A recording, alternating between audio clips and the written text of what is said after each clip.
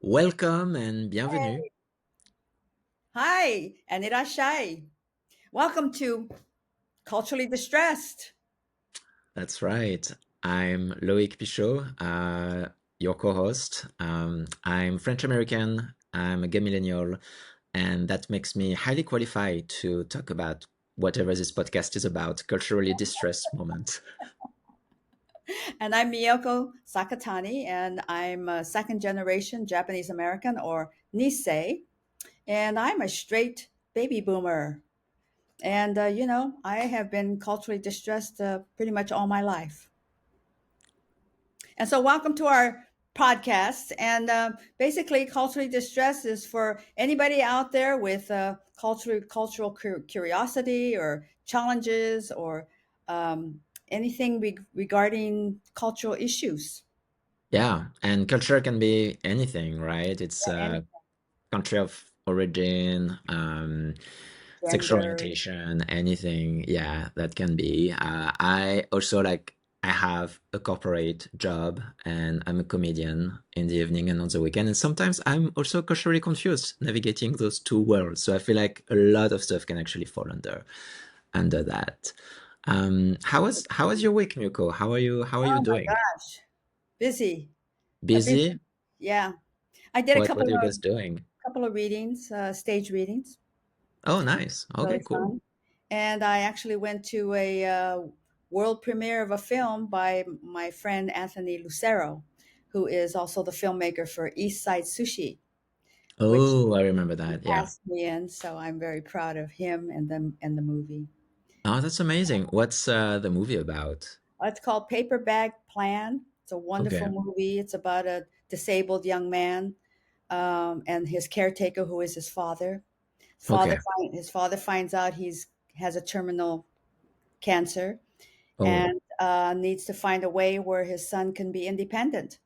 And so the paper bag plan is that he tries to teach his son how to become a bagger at a grocery store. Oh, I It's see. a very Okay. heartwarming and very loving film. And actually, it's a love letter to any caregiver out there, especially parents who caregive their children, disabled children. I love Yeah, that. it's a lovely, lovely film. Is there any place we can see it? Yeah, it's actually playing everywhere. Actually, they have a website, Okay. Okay. Paper Bag Plan. Yeah. But Awesome. the highlight of the month, of course, is Richard and I had our anniversary. Oh my God, congratulations. Okay, so can I ask how many years? How many years? Oh, let me see. 30. 30. Oh, that's a round number. That's a big one. Yeah, with the same person. That's pretty good. Wow, congrats. That's But amazing. there's a story behind it. So we were married Okay. on the autumnal equinox. And but our original plan was to be married on the spring equinox of Okay. 1994. But what happened is there was a major earthquake in Northridge, and my family lives all around there, and the earthquake affected my family. My sister Oh, lost, shoot. yeah, my sister lost her home, and Oh, wow. my mother's house was damaged, and yeah, so we didn't think it was a real good time to have a wedding, so Yeah. so we switched it over to the autumnal equinox, so it ended up to be September 22nd. That's a lovely date. Yes, so that we have and of course September is my birthday month. So fall is a very, very special time. It's a beautiful season, actually. I love that. That's so nice. So So 30 what are you years. up to? What was that? Sorry. How was your week?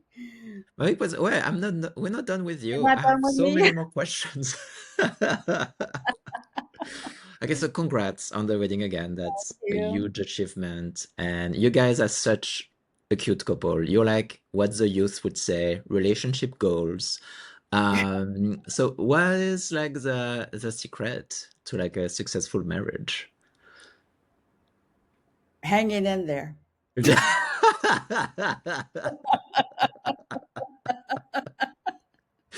No, I want to hear something inspiring, Miyoko. Well, I think that is inspiring because It is- you go through a lot of ups and downs, and we've had some really downs. Yeah. and you work it out, Yeah. and you do whatever it takes to get through it. To make it work. It's Yeah. it's not easy, it's hard, but Yeah. we feel like it was worth all the work to get to where we Yeah. are now. Yeah. I think in relationships today in the last decade or so, people just give up too easily. Mm. You know, they Yeah. You, I'm divorced, right? Oh, by the way, this is our second for both of us. This is our second relationship for both of us. Oh, what? I did not know that. Yeah, and so I think that helps too, Yeah, because because you because of you learn. what we've learned from the first one, and so Yeah, it is. I can see that. I feel like to me, going through divorce definitely like helped me understand a lot of things actually about relationships. and yourself. Yeah, and oh hell yes, yeah, it was a journey after the divorce for sure. Anyways, tell me about you. Well, how was your week and what's happening? Or if you My week's want going well. to talk about your relationship, you could do that too. Well, I'm obviously not celebrating a wedding anniversary yet. But no, my week is good. Like, I've been doing a lot of editing lately for my sketch show. Yes. That yeah, I'm very excited about. I'm planning to release that in October. Well, tell us a little bit Um, about the sketch show. yeah, so it's called The Delusional Boys, and it's a story of four roommates, all queer, in West Hollywood. And it's very camp, very sitcom-y, and just very, very fun. I mean, at least that's my sense of humor. So, but yeah, I just think it's a fun one, so I'm excited to share it out there. But it's really interesting because I feel like going through the editing process is very similar to going through writing for me. Like, I, it's like this love-hate relationship. Yeah, Like you have an idea and you start writing it and running with it, and you're like, oh my God, that's the funniest thing ever written ever. And yeah, then you go through rewrites and you go back to it and you get, oh my God, this is so bad. You change everything, you rewrite and rewrite and rewrite again. Then you get on set. And then on set, I feel like just bringing all the cast together just make me fall in love with the material again, because then everyone, it becomes collaborative and everyone brings their own yeah. influence on the project, and it just takes you to an unexpected place, which I absolutely love. My favorite part, I really think, in this whole process is actually writing something and being surprised by an actor or an actress who's going to do something completely different than Mm. what I had in mind and so much better. I just love that part so much. And then you go in the editing room and you start watching all the takes and you laugh. You're like, oh my God, this is so good. And then you start editing. And after hearing the same freaking joke over 50 times, it's not funny anymore. So I guess I'm in that place where I'm in like love hate with my project. Mostly love, thank Yeah, goodness. yeah. But yeah, it's really interesting. I feel like so I actually when I complete a sketch, I actually share it with my boyfriend Patrick, Mm. and so actually when I see him laugh, it makes me love it again, and I'm like, oh yeah, it is funny. So I can see it through his eyes and seeing what Right. he's laughing at. Um, but yeah, so I'm actually glad I'm going through that process. It's intense, but it's fun, and I'm also learning a lot. I think learning the editing, and I've done it in the past, so I'm just going back to it, but I think it also helps becoming more efficient on set, because I also see like the stuff that works and all the stuff that can create issues in the editing room. So and the whole process, like it's a journey, but I'm glad I'm going Where's through your it. set? Where's your set? Don't tell my landlord, but it was here. Mostly here. It was kind of an insane, yeah, production, because obviously if you've ever been on set for people listening, it's just like you move your furniture all around and everything. But yeah, Right. I really love my space, and it's mostly because it's like sitcom-y. It's very like one location, which is like in the living room. Okay, so I'm a big fan of the Golden Girls. I love the Golden Girls, and I Me love too. those scenes in the kitchen. Yeah, yeah. And basically, I'm trying to recreate that here Oh, that's with the living room. And we ventured a little bit outside of that. So there's a few sketches that will be outside. We had like a flower shop, who actually looks amazing on camera. That was a lot of fun. So yeah, uh, there's a little bit outside, but mostly here.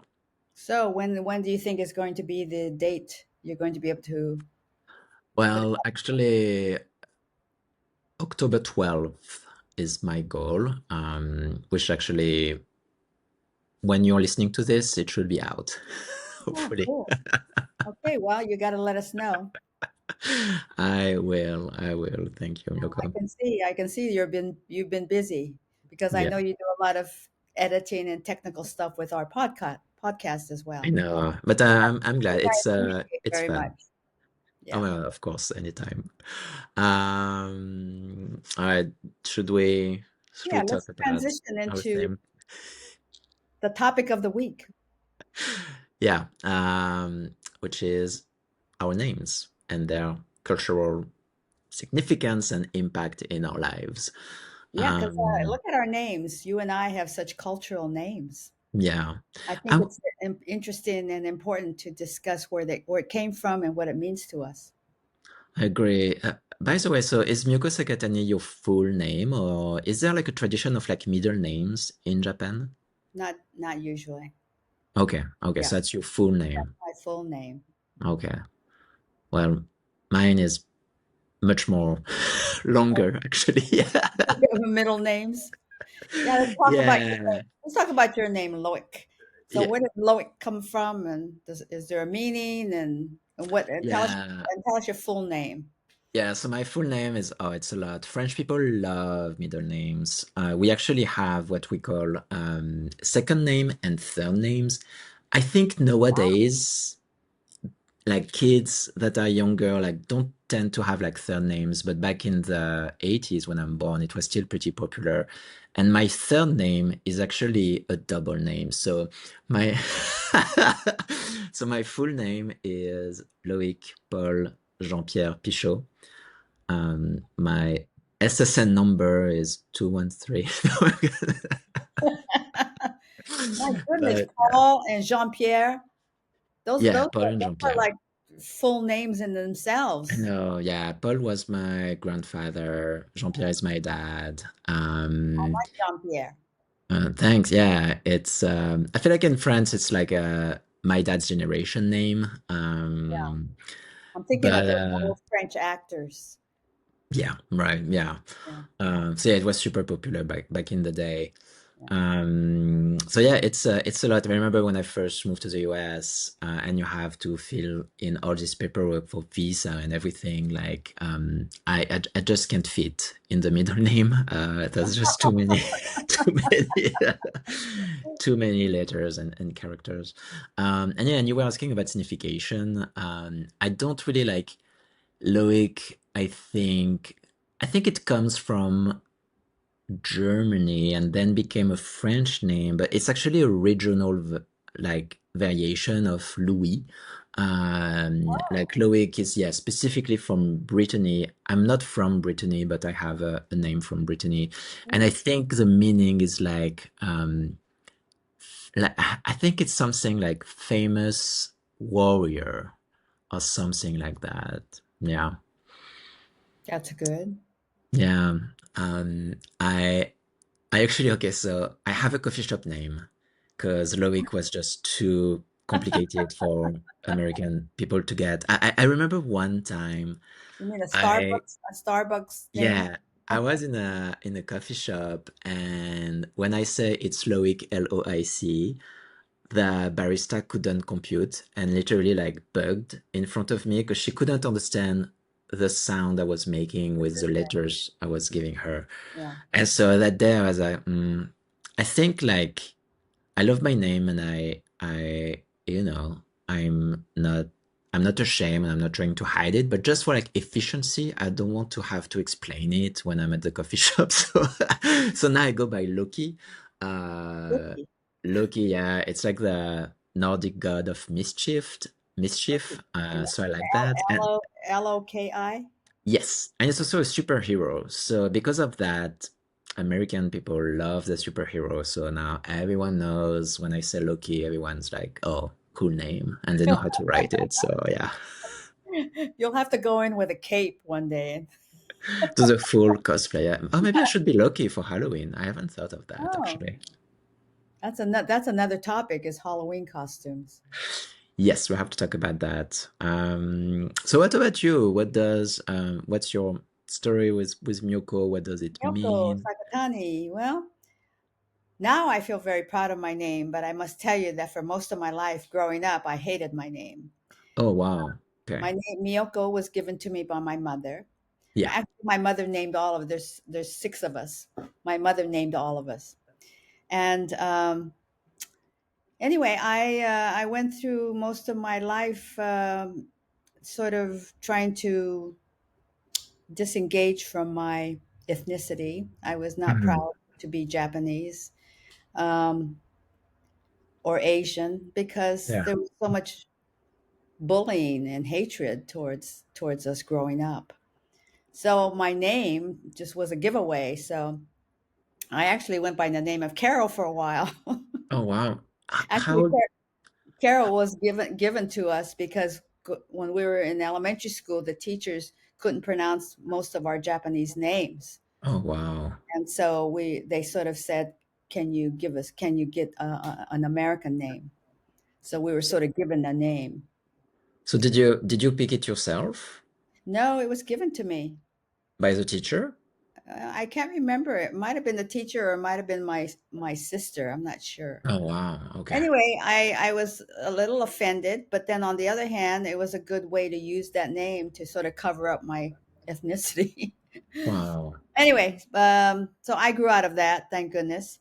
Miyoko is not that common of a name, although Okay. there is a Miyoko that sells vegan products. Have you seen Miyoko? Oh my God. Yes, I'm actually okay. I'm actually There's obsessed with their vegan teas and there's vegan all kinds of the things. cheese is so good. Like kind of like yeah, Philadelphia cheese. Oh my And God, my favorite. she's a lovely woman too. I've met her. Oh, so is she from the Bay Area? Uh-huh. Ah, okay. I saw them. Well, she's doing amazing because I buy that in LA. Good. I'll tell her.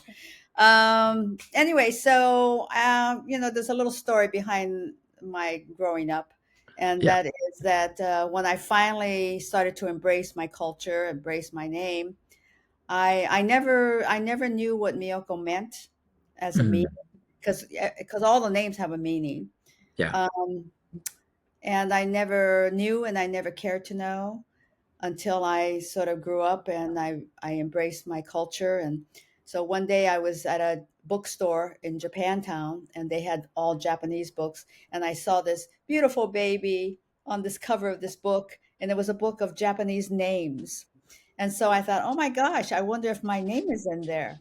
Yeah. So I opened it up and I looked at the pages, and then I found my name, and I read it, and it said, "Child of a beautiful lifetime," Wow.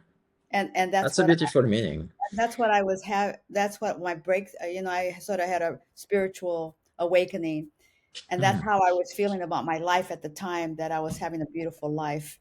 And I Oh, just started crying and I said, "Thank you, Mom, for naming me this beautiful name." that's such a beautiful story, and yeah, such a beautiful meaning.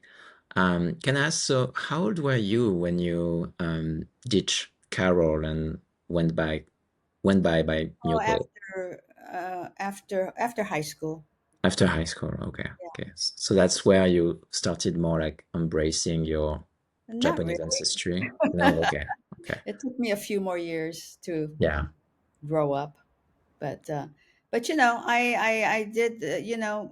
nobody pronounced my name correctly anyway. You Yeah. know, it was Miyuki, Moyoko, Mikoko, Yoyoko, Miyoko, Coco, Oh my God. Miyako, Yeah. Miyuki.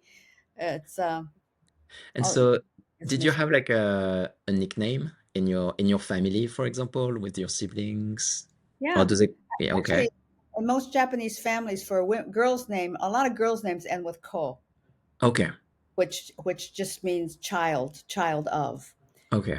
And so for Japanese names, we tend to shorten it as our nickname. So my family and close friends call me Mio, Mio. Okay. Mio or me. Sometimes they can just say me or Mio.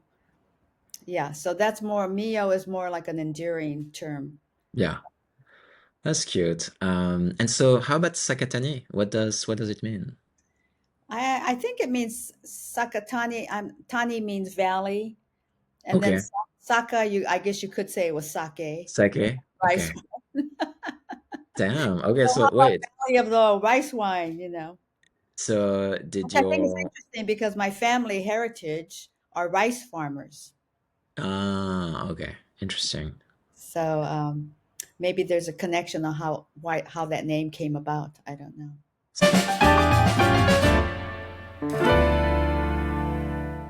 And so this is a segment of our podcast. It's called our culturally distressed moment.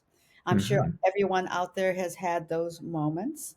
And so we just wanted to, be able to just talk about it, share it, and rant about it sometimes.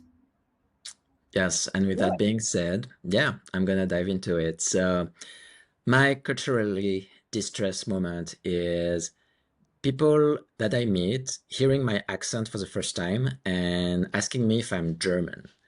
That's my culturally distressed moment. Like, no, you don't have a knockoff version. You have the real deal here. I'm French. oh, that's No offense, I love German people, but yeah, it's just funny. But I was thinking about it, and I think the reason for that is because there's a history of bad French accent representation in yeah, American media. Like we actually went to a friend's place. We did like a movie night, and we watched Ever After, which is an old movie with Drew Barrymore, and it's kind of like a fairy tale. It's set in France. yeah, yeah, For some reason, one supporting actor does a French accent, and the rest of the cast is half British accent, I guess. Some people don't even try, and I guess like it's just very, very confusing. And I get it, like it's set in France, but it's in English. But I feel like I I've seen a lot and a lot and a lot of like on TV shows or movies when like there's a French character, the French accent. You can tell it's fake, and when they have to speak French words in the middle of it, you can tell that they're not French at all. And I think because of that, then people don't have a good idea of what a French accent sounds like, and I get mistaken. So yeah, I I think it was like actually so bad. I remember when I moved into the US, I looked into it and I think like French actors and actresses living in LA were so upset that they like created a sort of like organization to promote French actors and actresses in LA to be like, hey, when you need like French speaking people, just hire us and not some random. So yeah, so my cultural distress moment is oh being boy, mistaken for a different accent, and I think it's because of again bad French accent representation. I would say this though, some people absolutely nailed it. mm, I remember from SNL, Cecily Strong, Kate McKinnon, they can deliver on a French accent. yeah. So I don't include them in my rant. Just done. What about you, Miyoko? What's your cultural distress moment? You got me going on the whole thing. I could go on the whole thing about that, about Asian accents, Japanese accents, and Yeah, so being mistook taken for other Asian cultures. Yeah. But that's not my rant today. That's not my culturally but distressed. But we can talk about it too. it will be in it will be in a future podcast. But today, Okay, I just sounds wanted to good. talk about something that just came up recently. Yeah, So we were invited to go to a function, yeah. and it was saying to it was sort of like there was a theme, and Mhm. so it was come in your best African dress Oh, okay. attire. Interesting. And yeah, so right away that sort of like made me think. Yeah. And then shortly after that, there was another event that we were invited to that was had another ethnic theme, and come dressed, and we're going to have a costume contest and so on. So it just brought up so much stuff for me. Okay. I just this it's cultural appropriation, Hmm. and I feel very strongly about that. So I basically, I said I really I can't do it. It's Yeah. like I would feel so uncomfortable. Now, to me, if there's a reason for it, if there's a strong reason to dress that way of another culture, I guess I could go along with it. Yeah. You can think of like an Indian wedding, for example. Like it's yeah, Yeah. correct. Like if it's dedicated to a particular person who is from that country Yeah. or something like that, I could probably go along with it. But just to dress up, just because people want to dress up with a certain theme that involves another culture, I can't do it. Hmm. It's just maybe it's because of my history of people being in yellowface, Yeah. and just like you were saying, they speak with a bad accent, but yellowface is where they actually start to costume and look like Asian. Yeah. Um, Which is, I want to say for the record, much more offensive. Like when I talk about the French accent, it's light, it's fun. Obviously, when we talk about yellowface, it's a whole different it's a whole level, bunch. and that's really offensive. Yeah. And but what's really interesting to me is it just seems a few years ago, but actually it's been probably over a decade ago, where the consciousness of that cultural appropriation, um, it wasn't in our consciousness. Halloween costumes Mhm. or themes, people just dressed up in other cultures and no one thought anything of it. Yeah. I did my share, certainly growing up wearing Yeah. I mean, same. costumes. So, Yeah. but I, now, but now there's a whole, the difference between cultural appropriation and cultural appreciation. yeah. And to me, there has to be a valid reason for non of that ethnicity to dress up in their attire. Yeah. Yeah. Um, I think so just a side note on that. Actually, for Halloween last year, my costume was very meta. I dressed as a Frenchman, but the way an American person would do a Frenchman. So I had a a beret, beret, a I had a beret, mustache, yeah, I had the stripes, the stripes, uh, the mustache. everything. Yeah, Yeah, everything. But it was really, yeah, being dressed as a Frenchman, the way an American person would do it. So yeah, very, very meta. like an Um, yeah, exaggerated. Yeah, yeah. yeah. Well, But that's just good. like to follow up on what you were saying, what would you? I think I agree with you that I want obviously, since you mentioned that, I want to mention that I did go when I was on a retreat. We were yeah, supposed to come up with a comedy sketch, and so I exaggerated, dressed up as a Japanese geisha. So which is okay. I had the kimono and the little chopsticks in Yeah, my hair, stuff like that. So I could make which fun of I could make fun of my own people. yeah, which is fair. Yeah. But I think yeah, I really like what you said about appreciation versus cultural appropriation. Yeah. Because I think to me there's a time and place to yeah honor different culture. Because I'm also thinking like some people on the other side of this argument will say, yeah, but how about if it comes from good intention to actually support African American stylists and people who will actually do like put their work. I think the way I've been thinking about it lately is more like because I love fashion and it's more also looking at like the way company works.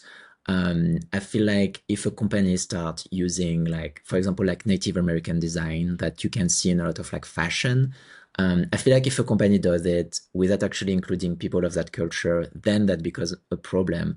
But I've also noticed there's some companies out there who will actually work with, really cool clothes, like kind of like taking a lot of influence in those Native American designs. Mhm. But they will actually like support those communities and work together. And I feel like that, to me, that's really where it's important to, make sure it's not like a appropriation, but really there's a better, a bigger goal around celebrating those cultures. Absolutely. Thank you all for listening. Remember to be kind to everyone, especially culturally confused people. Yeah. Sayonara, everyone, Au revoir. and be well.